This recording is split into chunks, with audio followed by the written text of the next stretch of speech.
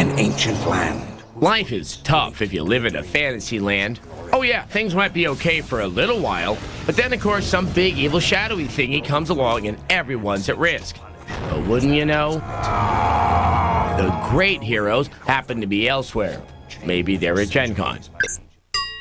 Who knows? So, in order to emphasize how desperate things are, they come to you to bail out the world. And he's looking for someone to clear out the monsters.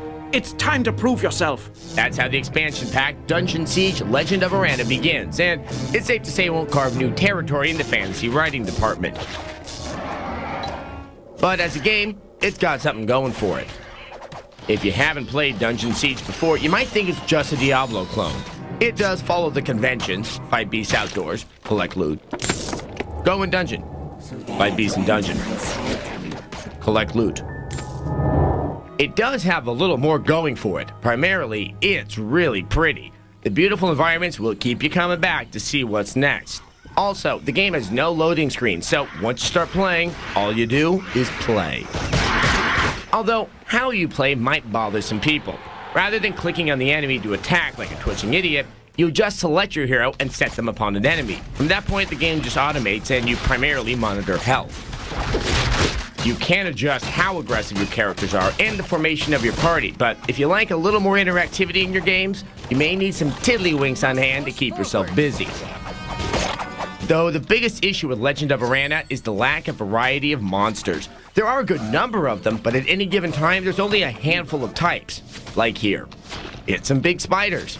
Now I'm fighting other big spiders. Okay, now it's, big green spiders. Holy crap, it's small yellow spiders!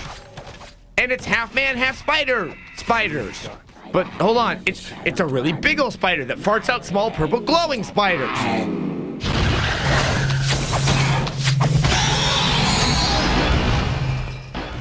Okay, got past that. There's got to be something new.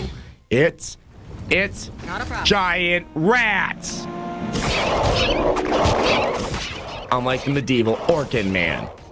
More or less, if you like the first Dungeon Siege, you'll like Legend of Aranna, but the changes are so modest between the two that it's not going to win over any detractors. But it's a fine continuation of the gameplay style. A 3 out of 5. But if you can avoid being eaten and find some gold, well, then being an adventurer would be most enjoyable, I would think.